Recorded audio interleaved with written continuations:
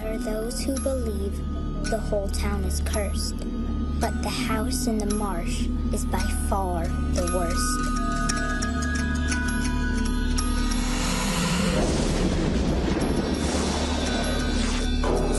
What she wants is unknown, but she always comes back. The specter of darkness. The woman in black.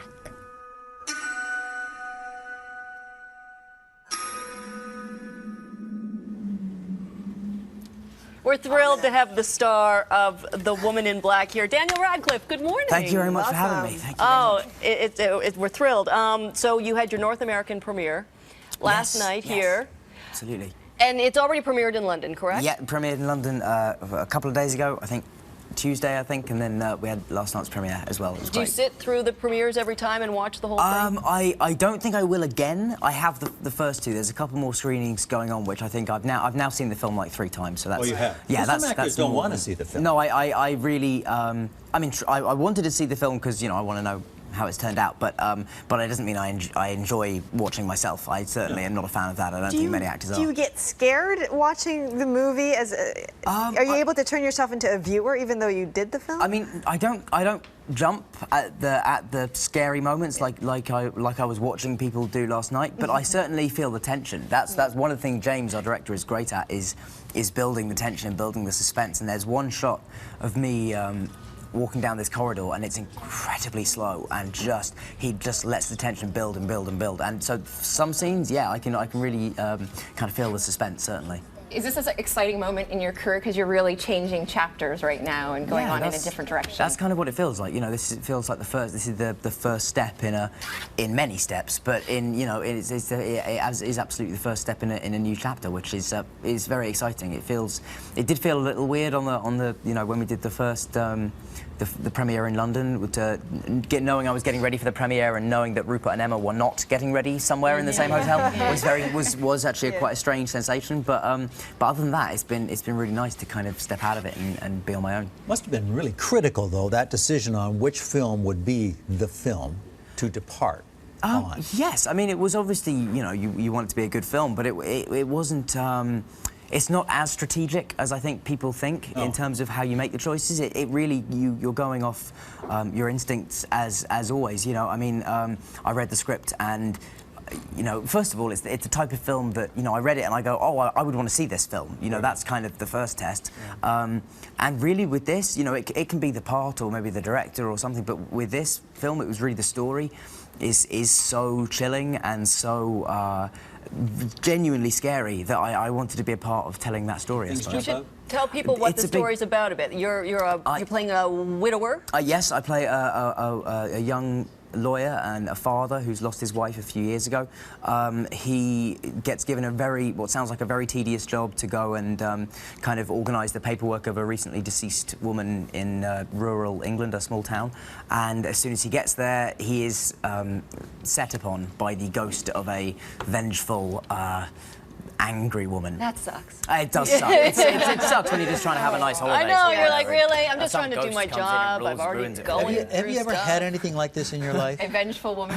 A vengeful woman. Not a vengeful closer woman. to that, but no. Because I'd love to see something paranormal. I've never seen. No, it'll never happen to me either because I don't believe in them. Right. So there always does seem to be a correlation between people who believe in ghosts and those who see them. Yeah. I don't believe, so I don't think I'm probably going to see one anytime soon. It's rife with spirits. Well, apparently, yes, absolutely. Well, I like the kind of the paganistic kind of. I like that sense of spirituality in a way, but not no ghosts, paranormal stuff, anything that I can't actually feel or measure or sense is there. I don't think it's probably science behind there. it. Yeah. With this movie, it was a book, then a play, then a movie. And I was thinking, with a play or something like that, a lot of what is scary is what you don't see. Is that what's happening in this film as well? I mean, this film is all about, James's kind of principle under which he made this film is that what you don't see is much more scary than what you do, and if you guide the audience a certain way, their imaginations will take control and do the rest. Yeah, I mean, it is a very frightening film. Yeah,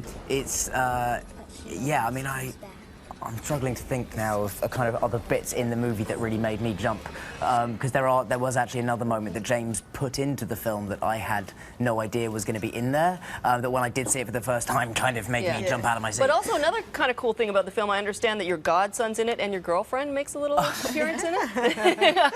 Yes, she does. Yes, I mean, for the briefest of instances, there was one day when they needed the woman in black to step into a shot, and we didn't have Liz White that day, so Rosie kind of, I think, fit the bill sort of physically, so they got her to double, which is kind of cool. So now that every time that moment happens in the film, I like lean over and I'm like, oh, that's Rosie. But yeah, no, I mean, and my godson does indeed play my son in the movie as well, which is very, very sweet, and he's just adorable. And like, and I was quite, you know, because people have seen me in a schoolboy outfit for the best part of 10 years, I was slightly concerned that suddenly seeing me as a parent might be a little bit of a leap. And I think one of the things that would help that was if the relationship with my son was very natural and real, and there was actual real chemistry there.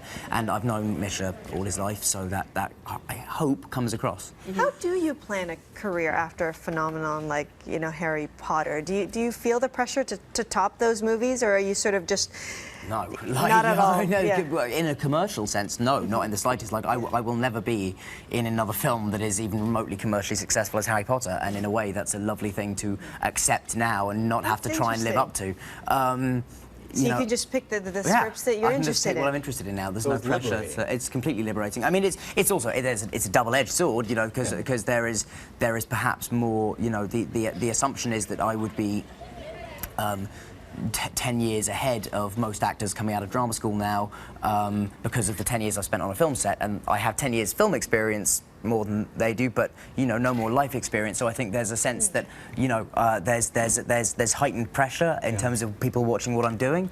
But other than that, yeah, it is a very liberating thing to just be able to pick and choose films and projects like that. That's a great way to look at it. Yeah, Oh, absolutely. How terrifying was SNL? I always wonder if it's just horrifyingly terrifying. Or no.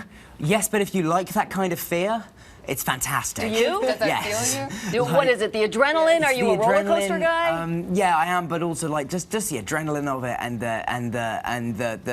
the fact that it's chaos, and it's you know, and they'll say to you like, you know, sometimes apparently they'll just come and say, okay, there's been a change in this script, just like keep your eye on the cards, like, you know, and go out there and do it. Like, I love that flying by the seat of your pants, just got to get it done stuff. I love it. Now, you've done How to Succeed in Business without really trying. So I presume you were J. Pierpont Finch in that. I certainly was, yes. That is such a great role. Yeah, it was fantastic. And now it's very Mad Men-ish. Now, Mad Men has brought it around. It has. It's actually, I think, Mad Men, because the last revival that was done, kind of made it all about female empowerment, which is sort of, and took away the sexism, which is undeniably kind of present in the original film, but in the original script, but as it should be, because that was the period. Yeah.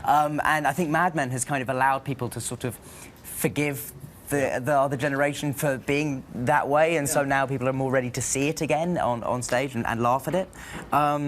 But yeah, I had a fantastic time, and it's now being performed by Nick Jonas wonderfully, I hear, and I'm going to go and see the show very soon. And you will be playing a poet, Allen Ginsberg, is that right? Yes. You just signed on for that project, Kill the Darlings? Kill your darlings. Yeah, absolutely. I'm very excited. That, you know, it's without a doubt, it's, you know, the biggest challenge I've had yet in terms of my film career. So I'm. And you're a poet yourself. Are you a fan of his work? I am. You know, I love writing poetry. I wouldn't call myself a poet yet, but you're very kind. Yeah, I mean, I love form and structure and meter and rhyme and stuff, which is not necessarily what he was always into. But I've actually, in my researching of him and of his life, the free verse style now makes a lot more sense, and kind of I can see what it came out of a bit more, and I've got right into it. His big poem is Howl, right? And that was like was that one of the longest poems? I don't know if it would be one of the longest poems. It's fairly long. I mean, it's one of his longer poems, but it stood out as breaking some sort of barrier. It did. It was banned everywhere at the Right. beginning. I think it was. I believe I haven't actually been researching this much of this part of his life because I'm only playing when he was 19, so I've been sort of looking at that. But I believe it was published in France first, where everything is published first. Yeah, and then they carried it at a shop in San Francisco that's famous, I think, for doing all that sort of thing. How do you deal with this, Daniel? Like, it's so so phenomenal to have love. Hi, everybody. Look at that. Hi. But I was reading that you went to Japan and like just brushing against a girl, she went right Fainted. over and Yeah. fainted. How does that not mess with your head a little? I think you just have to laugh at it and just remember that at the end of the day, it's you and how hilarious that this is happening to me. Like, I know there's nothing to really get that excited about. Like, you know, I mean, so it's kind of it's bizarre and funny, and you've got to enjoy that stuff while it's around. Because So you know, this it does happens. follow you wherever you go. You've been in Toronto for a couple of days now. Yeah, for two Have you days. had a chance to go in and get a burger or walk around? the No, city? but I mean, I've been just kind of going from TV studio to TV studio and radio shows and stuff like that. So it's not. I haven't had a huge amount of time to really explore the place. But I hope I'm gonna. Now that I've been here once, I'm gonna come back here on holiday. This is or your something. first time in Canada? Yeah. No kidding. I know. Yeah, So yeah, yeah. what have our fans been like to you? They've been fantastic, and actually, I have to also compliment you. And I'm not just doing this to suck up, but on the standard of interviews in Canada really has been great, and I've genuinely really like enjoyed all chatting to everybody. It's been you'll very come refreshing. back? Oh, I certainly will. Absolutely. Oh, that's So amazing. to you hear. say you're picking projects that you're interested in, and that's a great liberating thing. So what are you interested in? What can we hope to see in the future? Well, I don't know. I mean, Kill Your Darlings is the next thing I'm doing. I start filming that in March. Then after that, I don't know. The film industry doesn't really allow for long-term planning, so I've no idea. But What's a typical day like for you when you're not working? When you can just hang out? just lie in bed. Yeah. And reach for the TV Is it remote. true you're somewhere. watching football now? Yeah, I'm obsessed with You're American football. American football. Oh, But man, I love it. I heard you had a bit of were you not really a fan before? Yeah, well, I was a little bit. English people have a natural snobbery, I think, about American football. I didn't want to because say we the grow word up snobbery. Well, no, you know, it's just okay. We're famous for it. You know, I think we always view footballers because they wear pads and all that as not being somehow as tough as rugby. But because rugby is Nothing's tough. tougher than rugby. No, I mean, but also what I was been watching it, and actually, you know, in rugby, you know, nobody really wears pads. So even if you tackle someone, you tackle them kind of properly with it, and there's a certain amount of self-preservation in there. American football, they don't care. They just like do anything they can to They're get the other guy on the gladiators. ground. You know, but I've really got into it. Now, getting back to relaxing, I read somewhere where you just like to, you're a big fan of just staring off into space. Yes. Oh, I love doing that. See, I was going to say, this is something you have in common with Oh, Liza. really? You guys can hang out. She doesn't have enough of that time in her Yeah, life. someone asked me, like, because I have 2 kids and all that sort of thing. They said, "What do you miss most?" And I said, "Staring." Staring. Yeah, just staring absent-mindedly into the middle distance. That's what I would pass my time. Do you find? Well, I saw a Dangerous Method because your movie's not out yet, and I was saying that I don't feel like I get to do that anymore, or we don't as a society do that anymore, where you just go for a walk quietly. Or you just sit and and contemplate. Like, where do you do your best thinking? Where do you find your quiet moments where you are inspired for a poem, or you know, just? I mean, at night, generally speaking, just before I go to bed. I mean, that's kind of the time where I have totally alone and off, and I can just sort of switch off. That's glorious. Are you a big TV although watcher? Or I no? am. Yeah. I am a big TV your favorite watcher. show? Yeah. Oh God, what's my favourite show? I've been watching a lot of. There's a great. English guy who's doing who's done a load of programs on space called Wonders of the Solar System and Wonders of the Universe with Professor Brian Cox. It's great, really interesting. Black holes. Really good. Black holes. You know, stars, the light, everything. He's great. Really interesting and very entertaining. Yeah. So, I mean, you must get asked Harry Potter questions all the time, but how would you describe your childhood to somebody who maybe have never heard of you, which I know would be impossible? No, not at all. It was wonderful. It was great. You know, I mean, that's why I never want to, in any way, as much as I'm now trying to carve a path for myself and do other films, I never, ever want to be one of those people who kind of turns their back on the thing that made them famous and gave them a career. Like, I love Potter and I love what it did for me, and to turn my back on those films would be to turn my back on my 10 formative years as a teenager and you know, and everything that encompassed. Yeah, I just you know, I loved it. Orson Welles, I think, said being on a film set is like being given access to the world's biggest toy box, and as a kid, that's absolutely true. Daniel Radcliffe, what a pleasure. Thank you so much. The Woman in Black opens February 3rd, and it looks fantastic. It was lovely speaking to you. Thank you very much. Lovely to speak to you too. Thank you. 8:52 now. We're going to take a break. We'll be back in just a moment.